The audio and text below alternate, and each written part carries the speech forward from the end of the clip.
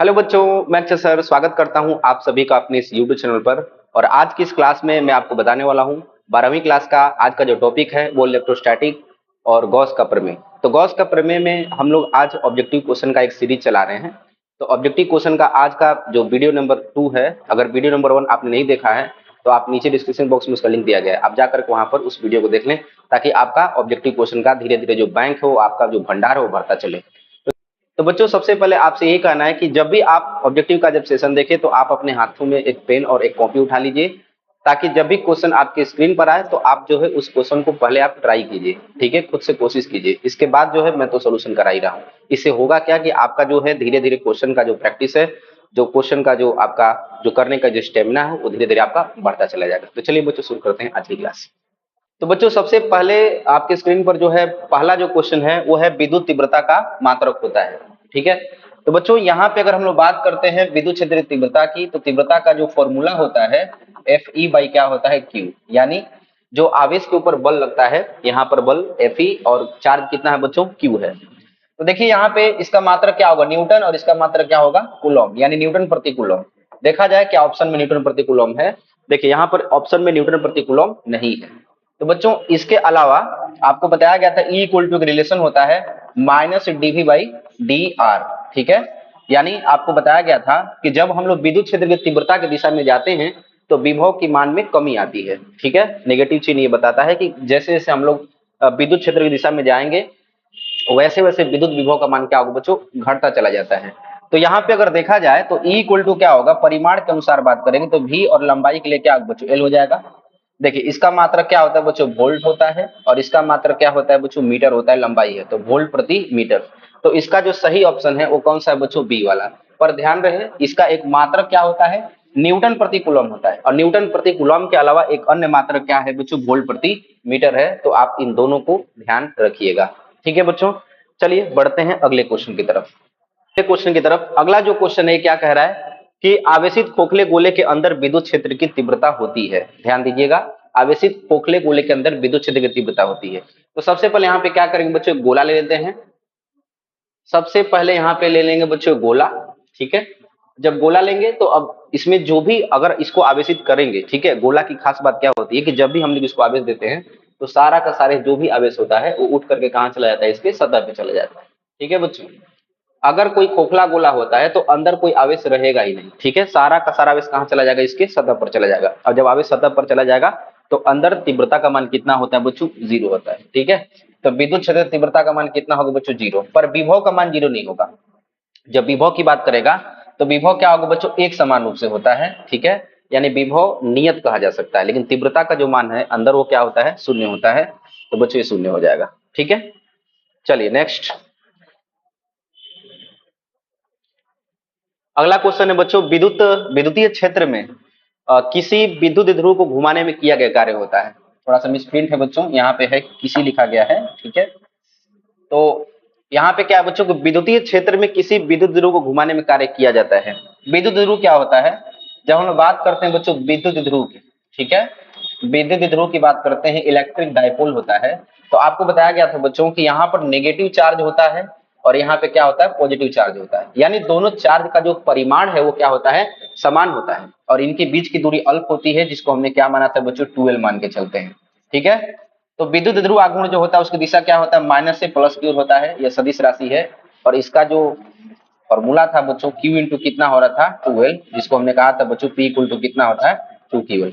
देखिए मेरा एक मतलब क्वेश्चन कराने के साथ साथ मैं चाह रहा हूं कि थोड़ा सा आपको रिवीजन भी कराता हुआ मैं चलूं।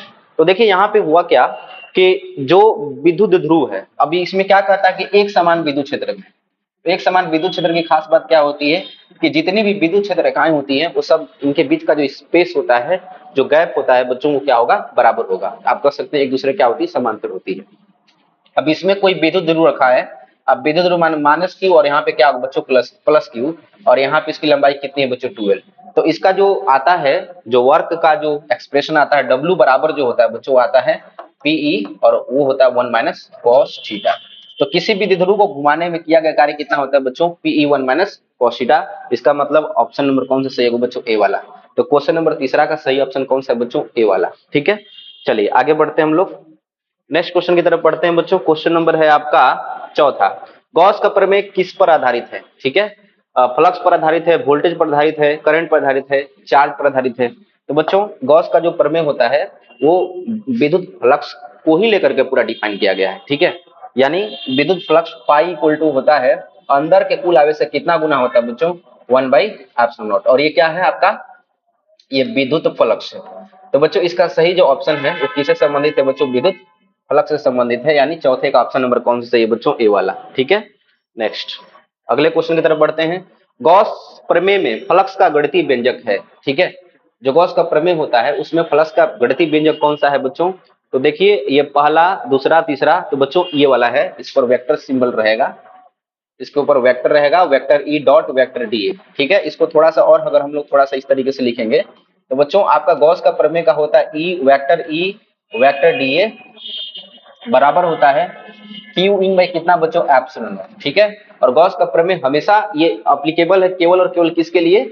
बंद पृष्ठ के लिए होता है। ठीक है, ये बंद पृष्ठ के लिए एप्लीकेबल होता है। अगर इसके अंदर आवेश क्यू होगा तो यहाँ से क्या होगा बच्चों? इसको हम लोग ऐसे लिख सकते हैं E d A cos theta, E d A cos theta equal to क्या होगा? जो अंदर का आवेश है, तो बच्चों अभी अंदर का आवेश कौन सा है? क्यू है। ठीक है, तो क्यू बाई कितना होगा? Epsilon not. तो गणितीय व्यंजक का जो रूप है बच्चों वो ऑप्शन नंबर कौन सही बच्चों? ए वाला। तो गॉस के प्रमेय का फ्लक्स का गणितीय व्यंजक कौन सा है? ये वाला। ठीक है, आप देख लीजिएगा ये वाला ऑप्शन में है, या अगर इसको अदिश रूप से अगर बाहर लेकर के आएंगे तो यहाँ पे ई डी ए कॉस थीटा इस रूप में आ सकता है। तो एक बार आपको ये ऑप्शन चेक करना होगा। ठीक है बच्चों, चलिए अगले क्वेश्चन की तरफ बढ़ते हैं। अगला जो क्वेश्चन है आपका क्वेश्चन नंबर 5वां, यदि एक बंद सतह के भीतर कोई आवेश नहीं है तो फ्लक्स का मान होगा। देखिए ये भी क्वेश्चन इनडायरेक्टली जो है गॉस के प्रमेय से ही क्वेश्चन उठा करके दिया गया है बच्चों। इसमें क्या कहता है कि कोई सतह है, बंद है, इसके अंदर कोई आवेश ही नहीं, मतलब क्यू का मान कितना है बच्चों? 0 है। तो गॉस का प्रमेय के अकॉर्डिंग क्या होता है? फाई इक्वल टू क्या होता है बच्चों? क्यू इन बाई कितना? Epsilon not. ठीक है, तो फाई इक्वल टू क्या होगा बच्चों? देखिए यहाँ पे क्यू इन, अंदर का कोई आवेश ही नहीं, तो 0 बाई कितना होगा? एप्सिलॉन नॉट, यानी पूरा क्या होगा बच्चों? 0 हो जाएगा। यानी ऑप्शन नंबर कौन सही होगा बच्चों? ए वाला। अब ध्यान दीजिए एक चीज और इसमें समझना है, अगर ये कहता कि कोई एकांक आवेश स्थित है, ठीक है, यूनिट अगर आवेश इसके अंदर स्थित है, अगर कोई आवेश ऐसा जिसका क्यू बराबर कितना बच्चों? 1 है, अगर वहां पे फ्लक्स का मान पूछता तो क्या होता? क्यू बाई एप्सिलॉन नॉट, यानी फाई इक्वल टू क्या होता? क्यू का वैल्यू कितना होता बच्चों? 1 हो जाता। 1 बाई एप्सिलॉन नॉट यानी कितना होता? एप्सिलॉन नॉट का इनवर्स। यानी ऑप्शन नंबर, मतलब इसके अगर ये ऑप्शन में होता तो ये हो जाता। अगर यूनिट चार्ज होता है तो एप्सिलॉन के पावर -1 इनवर्स हो जाएगा, लेकिन अगर यहाँ पे कहा था कोई चार्ज है ही नहीं तो क्या हो जाएगा? 0। ये वाला बोर्ड एग्जाम में पूछा गया, इसको विशेष ध्यान दीजिएगा। ठीक है बच्चों, चलिए नेक्स्ट क्वेश्चन की तरफ बढ़ते हैं हम लोग। अगला जो क्वेश्चन है क्वेश्चन नंबर 7वां है, विद्युत फ्लक्स का मात्रक क्या है?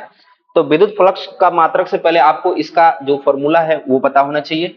विद्युत फ्लक्स का मात्रक पाई इक्वल टू क्या होता है बच्चों? ई डी ए कॉस थीटा। ठीक है, अच्छा ये देखिए विद्युत क्षेत्र की तीव्रता का जो है दो आपका एसआई मात्रक बताया गया था। इसका क्या था? न्यूटन प्रति कूलम, और इसका क्या हो जाएगा? Metre square. ठीक है, यानी न्यूटन मीटर स्क्वायर प्रति कूलम। अब देख लेते हैं क्या ये ऑप्शन में है। देखिए आपका इस वाले ऑप्शन में है, ऑप्शन नंबर कौन सी बच्चों? डी वाला। पर एक चीज का और ध्यान दीजिएगा, विद्युत फ्लक्स का एक अन्य मात्रक भी हो सकता है, और वो क्या हो सकता है? वो ऐसे निकलेगा बच्चों, फाई इक्वल टू जो होगा आपका ई डी ए कॉस थीटा, ये तो फॉर्मूला यही रहेगा, ये तो एज इट इज फॉर्मूला रहेगा। अब यहाँ से फाई इक्वल टू क्या? देखिए अभी विद्युत क्षेत्र की तीव्रता का एक अन्य मात्रक क्या था? वोल्ट प्रति मीटर होता है। ठीक है, वोल्ट प्रति मीटर, और इसका क्या होगा? Metre square. तो मीटर से मीटर हो गया कैंसिल, तो एक अन्य मात्रक क्या होगा? Volt metre. ध्यान रखना है, तो विद्युत फ्लक्स का केवल यही एक मात्रक नहीं होता है, ये भी मात्रक हो सकता है in the term of potential यानी वोल्ट मीटर। तो बच्चों ये भी, इसको भी आपको ध्यान में रखना पड़ेगा। ठीक है, चलिए नेक्स्ट क्वेश्चन की तरफ बढ़ते हैं बच्चों।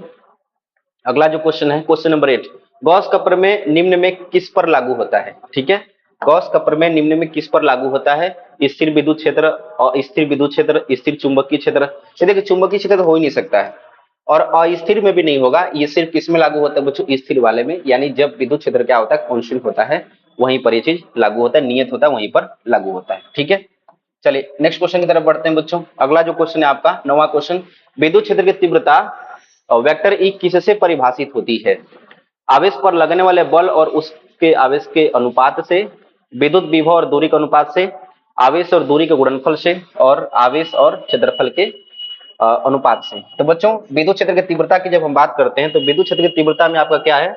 सबसे जो इंपॉर्टेंट चीज है आपका, वो है आपका फॉर्मूला। जैसा कि आपको बताया गया था, विद्युत क्षेत्र का यहाँ पे E इक्वल टू क्या होता है बच्चों, F बाई क्यू होता है। ठीक है, अब देखो F क्या है, बल है, Q क्या है बच्चों, आवेश है। यानी क्या हो जाएगा, आवेश पर लगने वाले बल और किसका, आवेश का अनुपात। यानी कौन सा ऑप्शन सही है बच्चों, आपका ए वाला।